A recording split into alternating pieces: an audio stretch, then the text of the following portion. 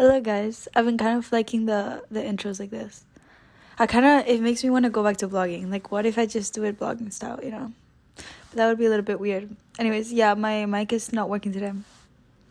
Isn't that so exciting for all of us? Anyways, hi guys. Welcome back to today's episode. Today's episode revolves around the art of never being enough. Now, it sounds way more tragic than it actually is. I don't really want to go into the specific of like never being enough.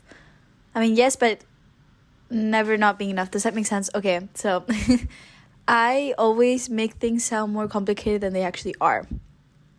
That's a talent I have. Wow, I really am the color of the wall. Guys, I'm in Portugal next weekend, and then after I go to the Canary Islands for 3 weeks and then Miami for a week. If I don't touch January 21st, London, at least slightly different than the color of this wall, I'm doomed. I really am. I'm doomed. This is not normal. This is not my normal skin tone. Like, it looks like I'm dying. Wow, this is actually crazy. Anyways, back to the whole point. Today's episode revolves around feeling like it's never enough. And I feel like a lot of girls can relate to this because, I'll go into more details in the middle of the episode, but I feel like a lot of girls can relate to this because it's been constantly bitten in our brains that you constantly have to work on yourself and you constantly have to do stuff. And I've seen it with people around me the past year especially, always trying to catch up. Also, I hope the noises outside are not too loud. I always say this, and then while I'm editing, I'm like, honestly, you couldn't even hear it unless it's an ambulance. But anyways, so growing up, I feel like not only with body issues, but also now it has added to the part of like career wise, and then has also added social aspect, and then obviously place aspect as well, because I am moving between places now. So today's episode, I kind of want to revolve it around the feeling of never being enough and how worrying it is seeing so many people in my life constantly trying to achieve something without a proper end goal, or like having felt like they'll never reach their goal because they constantly have to work for it. And I've personally felt like that before in my life. Freshman year of university, I went to 2 therapists at the time because I was 2-timing them. They knew that I was 2-timing them, by the way. Wow, the honking. Anyways, they knew I was 2-timing them. And one of my therapists, I asked her specifically, like, how do you know when you love yourself? Like, how do you fully know that you have created a space in your brain where you fully appreciate yourself and you love yourself?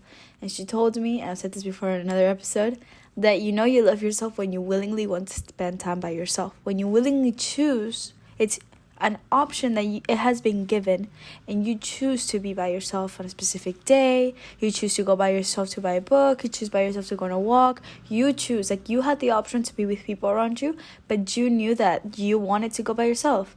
There's been so many times where in the past 2 years, especially in the past 2 years, where I'm like, I am craving a day by myself. I'm craving doing things by myself. This weekend, I'm by myself in the apartment because my roommate left for the weekend. And generally, like, I really enjoyed it. I was a little bit worried. I was like, like, this is going to be a test run on, like, living alone. But generally, it was amazing. I had no problem. I feel like I have this, not trauma, I wouldn't call it trauma, but I have this chip in my brain of first year when I lived alone of how, like, negative it was, quote unquote. Even though there were good parts about it, there were bad days. I was, like, freshly moved out of home, and I moved by myself, so that was a little bit tough.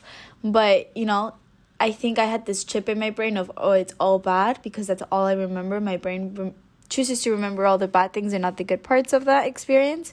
So me thinking next year, like, there's a possibility that I might have to live by myself makes me a little bit scared, but I feel like I've proven to myself that I can easily do that, and there's no problem in that. I shouldn't be scared of something. If anything, I'm making it more of a problem by being scared of it. But back to the whole point. So there's this constant feeling when I was trying to evolve my relationship with London and with myself, and trying to build up that self-esteem after a very intense first year of university that didn't go too well for me mentally. And I constantly felt last year like, yes, I reached that point of happiness, and yes, I reached that point where like I was surrounded by people that I truly loved and that truly made me feel special and that I enjoy spending time with, and I opened up my circle, and I started doing so many like cool stuff in London, and I started being super busy, but I was constantly worried that I was never doing enough. I was constantly worried that I was falling behind. I was constantly worried that I wasn't going to be seeing all of London. Right now, you can arguably say that I am very scared that I'll never be able to travel the world, which is so silly because I'm like 10 seconds ago I just said, oh, I'm going to Portugal for the weekend next weekend.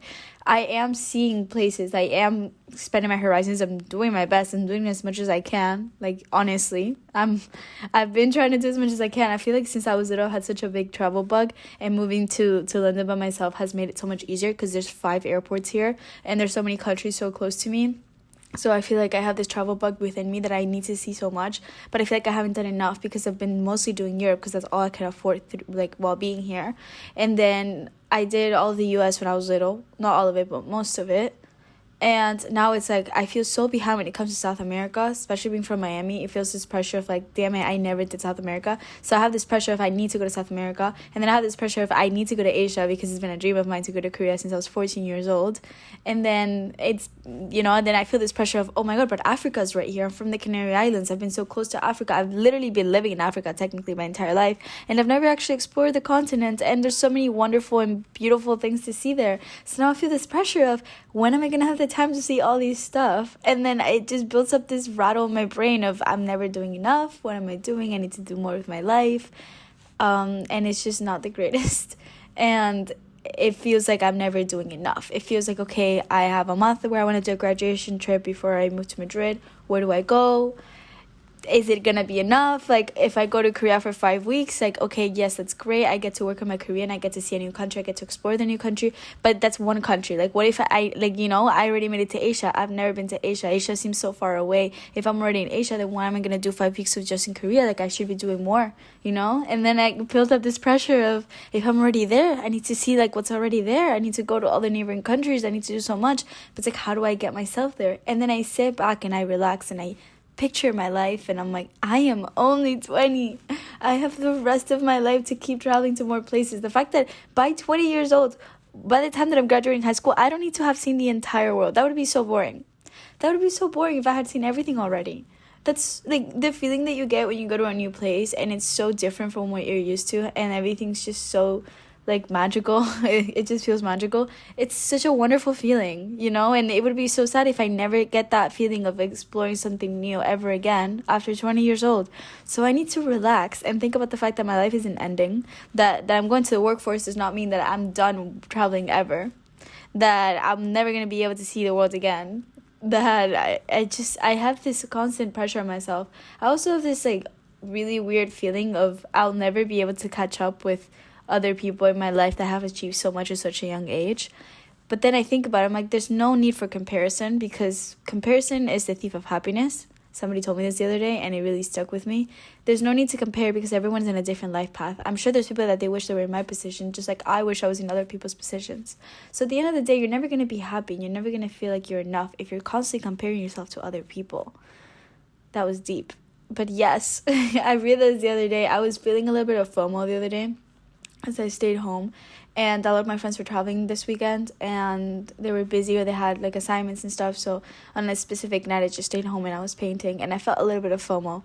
But then I was like, you know what, if I hadn't had my phone, if I hadn't checked the fact that I have friends traveling, that I have friends doing other stuff, I wouldn't have felt FOMO, because this is just me comparing my life to them. But I'm sure there was one day that they were at home sleeping and I was out like in Belgium, or I was out in Canarias, or I was out in Miami, or I was out in London doing whatever, or I was traveling again, or I was in Oxford, or I was in some other place. There's so many times that I just generally I sit back and I just have to reflect on life is just not that complicated. And I was journaling about this today, how I'm constantly overthinking things too much, and I normalize the overthinking in my brain, and then there comes to a point where I realized that there was no need for me to overthink that. There was no need for me to, I don't know how to explain it. There's a lot of things that I overthink and I tell myself I'm not doing enough, but it's not enough because I keep comparing myself to other people because I'm overstimulated by so much content in front of me. I go on YouTube and I wish that I could live other people's lives and how much they're traveling and how much they're seeing the world. Most of my YouTube is travel blogs, to be honest. So I'm like, I'm so jealous. Like, they just spent 5 weeks volunteering in Bali, and then they went to Thailand, and they were volunteering and teaching English in Thailand. And I'm like, well, I want to do all these stuff, but when am I gonna have time? When am I gonna have the money to go and do all of this? Like, it just, I put so much pressure on myself that I'm never doing enough. And it's exhausting for the brain to be constantly thinking that way. And I think one of the biggest problems is technology, and why I'm always surrounded with phones, Instagram, Pinterest. That's nothing I want to touch up on. Pinterest is like the biggest, wow, that was a very Spanish biggest word. Pinterest is the biggest thief of happiness. Pinterest can be used in a regular, nice way. I mean, I like to think that I use it in a very good and healthy manner, but I know people that generally have a very unhealthy, toxic relationship with Pinterest. It places this expectation of a life and a dream perspective that you have on yourself that it's unachievable. Prove yourself every single day. How many things do you do in the day to da-da-da? Let's wake up at 5 a.m. every single day and do da-da-da. Let's to dream your perfect life, da-da-da, winter arc, or do this if you want to have this by 10 days, or manifest this, manifest that. And I'm just like, what? Don't you ever feel content with what you have right in front of you? Don't you ever feel content with everything going on around you and how much you've accomplished so far and how happy and content you should be with your life right now? Not that you should be, but like that you are right now at this moment in your life. You don't have to, quote unquote, glow up in the winter. Like, you're already you've achieved a certain level of happiness and well-being that you have. Like, I get it if, for example, when I was having depressive symptoms first year of uni, I get it. Like, I needed that healing process. I needed to have, like, the way that I work, I like to plan things out. So I needed to have, like, a plan on how I'm going to start healing and how I was going to start changing my mindset. And it was small habits, like journaling. And I've kept that to this day. It's a habit that I implemented, and it's a habit that has helped me through really tough times. So there's like little habits that I put on my day-to-day basis, but I don't put this pressure on myself that I have to do it every single day. It's like, if I don't feel like journaling that day, I won't journal that day, and that's fine. There's nothing wrong with not doing something. If I don't feel like going to the gym, that's fine. I make sure that I move my body because it helps with my anxiety. I have a reason why I move my body apart from physical looks. It's generally because if I see that I haven't worked out at all for a week, my anxiety goes up the roof. I don't have really good mental health days. I get sad super fast. I need that stabilization. I need that routine. I need to do anything. Even if I can't go to the gym the day, or I can't go running, if I go on a walk for 2 hours or an hour, then it generally makes me feel better with my anxiety. And it's just a coping mechanism that I have. So I generally do things just to make myself feel better and feel healthy and feel happy, because that's my priority, happiness, me feeling happy. But I feel like it's so easy to get caught up nowadays in your Pinterest board of, oh, you need to do this to feel happy in 10 days. You need to journal about all of this every single day. If you don't do it, then you're doomed. If you eat this specific type of food, it's gonna make you like have acne for 10 days, and then if you do this, it's gonna make you vomit, so you should not do this on these days and then not do this on those days. It's just so exhausting to keep up. When are you going to be satisfied? When are you going to be satisfied with your body? When are you going to be satisfied with yourself? When are you going to be satisfied with your friends, with like where you live? Where are you going to be satisfied with anything? I feel like there was a moment in time where I was constantly worried about when is it all going to end, the happiness. In London, I remember specifically, I wrote it down in my journal, second year of uni. It was like right before I went back home for Christmas, and I wrote down, I was like, I'm very worried that this semester was all happiness, pure bliss, but the next semester is all gonna go away. And I was starting to worry. It's like, okay, let's make a plan. How do I like stop that from happening? And then I sat down and I thought about it. I was like, I am not enjoying my amazing semester and my amazing time in London because I'm worried that it's going to end. Because I'm worried that it's never going to be enough. Or how do I make it even better? And I'm not even enjoying the fact that I'm having fun and that I'm having a good time, that I'm enjoying it and that life is great. And I wasn't enjoying that, and I wasn't appreciating what was right in front of me. And I saw that it was such a problem. And I tend to do this sometimes, but I like to catch myself sometimes thinking about this. Actually, the other day I was listening to Damon Dominique's videos. It's kind of like a podcast if you put it as a background noise, but I really like his videos because he has really insightful thoughts and voices, and his newsletter is also really good. And he was talking about how sometimes you don't really, like, you're constantly rushing to do things. You're constantly looking to get to the next destination. You forget about what goes on in the journey. And it's the simple things. It's like I catch myself constantly speed walking. Okay, like you can ask anyone in my life. I speed walk all the time. I realize that I run really fast out of the blue without even like noticing. I don't do it on purpose. I speed walk everywhere. I speed run everywhere, and it's a habit that I have. And I feel like my heartbeat races really, really fast when I'm speed walking, and I'm constantly just looking straight, and I have my headphones on full blasting music, and I'm not really noticing. And I do this every morning on my way to class. I do this every day on my way to work. I do this every day on my way to the gym. I'm constantly rushing places. There was no need for me to rush back home from work. It's 7 p.m. I don't have anything for the rest of the afternoon. I'm gonna go home, make dinner, read my book, talk to my roommate, chill, maybe work a little bit on an assignment. I'm gonna go to sleep by 9:30 p.m. or 10 p.m. Like, there's really no rushing. I'm rushing to get home. I'm pushing through people. I accidentally bump into someone, and I'm like, okay, it's fine. Like, you're in a rush. Like, you have to keep going. But I'm like, why am I in a rush again? Like, somebody remind me why I am on a rush. I don't know why I'm on a rush. I don't know why I'm speed walking. I don't know why I am rushing down the stairs in the tube while everyone's just waiting on the side. Why can I just casually wait on the side of the stairs or the mechanical escalators to go down instead of like rushing through the mechanical escalators, pushing through people? I don't understand why I'm constantly rushing and doing things. It's such a waste of time. Like, it makes me feel overstimulated, which leads me to have anxious. It leads me to feel anxious, and then I get like a random text message of someone checking up on like a project or something, and then I'm like, I'm overstimulated. Of course I'm overstimulated because I've rushed through everything today. So then when a innocent person texts me, hey, have you done this? I get, like, damn it, like, now I have to deal with this. It's like, I didn't have to deal with anything else today. I made it a problem because I chose for it to be a problem. Like, I genuinely thought about it, and when I sit back at night, I'm like, okay, how was your day? And I get asked, how was your day? And I think, for the past few days, I keep saying stressful. Oh, sad. Oh, not like overwhelming. Oh, I'm very stressed about postgrad stuff. It was such an overwhelming day. And then I write down on my journal what I did that day, and it's like, it wasn't supposed to be stressful. I woke up, I read my book, I went to school, I came back, I made food, I went to the gym, I came back, showered, went to work, came back home by 7:30 p.m., talked to my roommate, made dinner. Nothing real. No one died today. No one got injured today. No one called me with devastating news.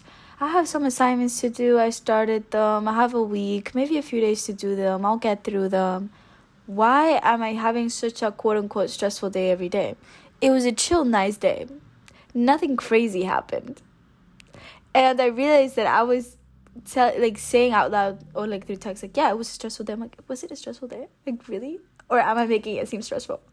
I feel like I'm constantly feeling like I'm never doing enough with my day. Like, I constantly need to be doing more, or something more needs to happen, or I need to get more done. I need to get more out of my to-do list. It's another thing, my to-do list in Notion, I love it and I hate it at the same time. Sometimes it makes me feel so overwhelmed because I write down like the most stupidest random task. And I'm like, should I even be writing that down? But then I overthink that if I don't write it down, I'm never going to do it, or I'm going to forget about it. So I rely way too much on my Notion, which, it's like bad because what if one day the website crashes down? My entire life is on that app. I genuinely think I could not live and function without Notion. That's a little bit of a problem, but I always wondered what it would feel like to reach fully healing, quote unquote. I feel like I've put on so much pressure lately on myself to feel like I'm fully, quote unquote, healed from anything that has ever happened to me in my life.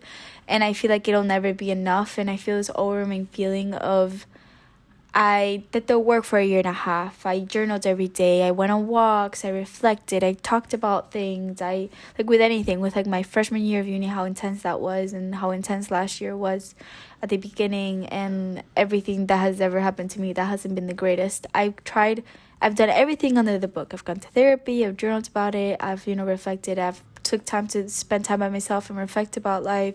I've worked on the relationship with myself. I've reached wonderful conclusions with myself, and I've developed a lot of self-love. I've grown so much. I've evolved as a person. I've changed my mindset on a lot of things. I generally think I have grown and evolved, and I have, to a certain extent, healed from a lot. But there's a lot of work that will never be fully done, and there's things that will stick with me for the rest of my life. And I constantly feel guilty. I feel like I have to keep working on this. I have to keep putting this pressure of like I have to keep working on myself, which is true. It's never bad to keep working on yourself. But this added on pressure of I constantly have to worry and I constantly have to work on myself, it's so overwhelming. Because when am I ever going to look at myself in the mirror and be like, you are wonderful, you are amazing, you are loved, and you are the best version of yourself that you could be at this exact moment? Like the other day, I was editing the last podcast, and at some point I said I'm so proud of myself, and I genuinely got touched because I didn't realize that I said that so easily. And I am very proud of myself, and that should be a daily affirmation that I tell myself of I am very proud of myself. I'm very proud of everything that I've accomplished the past 3 years of my life. I'm very proud of everything that I've come. I'm very proud of the relationships that I've built with people. I'm very proud of the relationship I've built with myself.